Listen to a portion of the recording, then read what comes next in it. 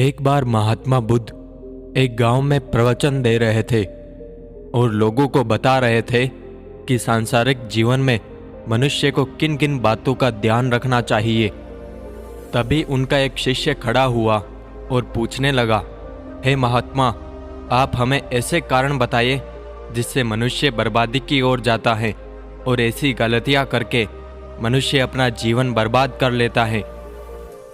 तो महात्मा बुद्ध ने कहा, मैं आपको एक कहानी सुनाता हूँ जिसे सुनकर आप इन गलतियों से बचकर अपना जीवन बर्बाद होने से रोक सकते हैं। प्राचीन काल में एक शाही परिवार में एक लड़के का जन्म हुआ। कम उम्र में ही शाही ठाठ से दूर गुरुकुल में भेज दिया था। गुरुकुल में यह बालक सबसे होनहार था। उसने वेदों और शास्त्रों का अध्ययन किया। गुरुकुल में अभी उसकी शिक्षा समाप्त भी नहीं हुई थी कि उसके माता पिता और सभी भाई बहन प्राकृतिक आपदा में मारे गए। शिक्षा समाप्त करने के बाद इस बालक ने प्रण लिया कि उसका सारा जीवन लोगों की भलाई में ही बीतेगा। अब इस सन्यासी ने अपनी सारी महत्वाकांक्षा त्याग दी। वह सांसारिक वस्तुओं को छोड़कर हिमालय की जंगलों में चला गया। उसने लंबे समय तक तपस्या की। धीरे धीरे इस सन्यासी की चर्चा सभी जगह होने लगी। घूमते घूमते वो सन्यासी एक राज्य में जा पहुंचा और वहां लोगों को उपदेश देने लगा। इस राज्य में भी उस सन्यासी की वाहवाही होने लगी। उस राज्य का राजा बहुत ही क्रूर व्यक्ति था। राजा ने सन्यासी से भेंट करने की ठानी तो राजा ने जाकर उस सन्यासी से मुलाकात की और उनके साथ बहुत सारी बातें की, जिसके बाद राजा उस सन्यासी से इतना प्रभावित हुआ कि उसने अच्छाई की राह पर चलने की ठान ली।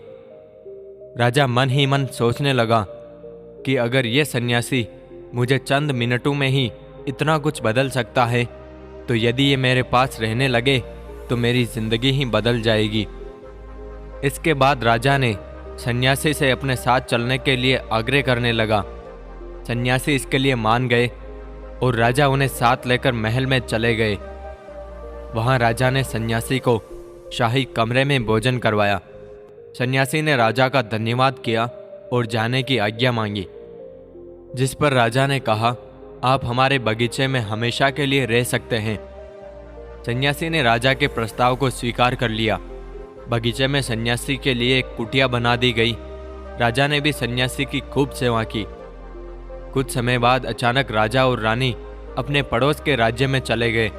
साथ ही एक सेवादार को सन्यासी की सेवा के लिए बोल गए, लेकिन सेवादार बीमार पड़ गया और अगले दिन से आया ही नहीं।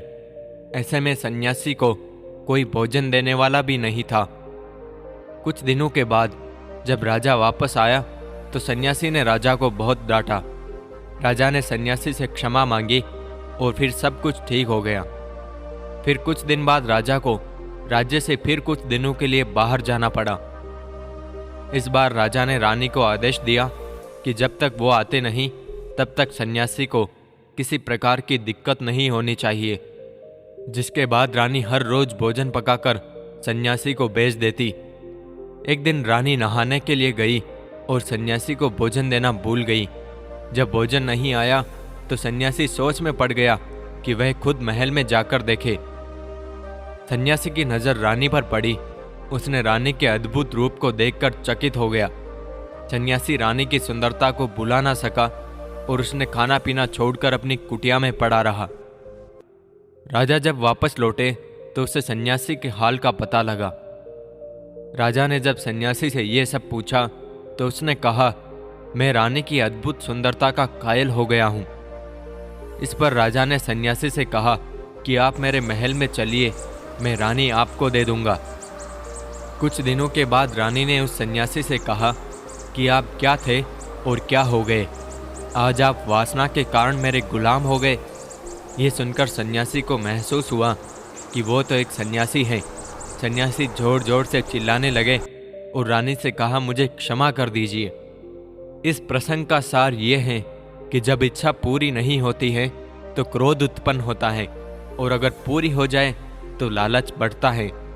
कहानी समाप्त करके महात्मा बुद्ध ने अपने शिष्य को कहा, इंसान को लोभ, लालच और काम वासना ही बर्बाद करते हैं।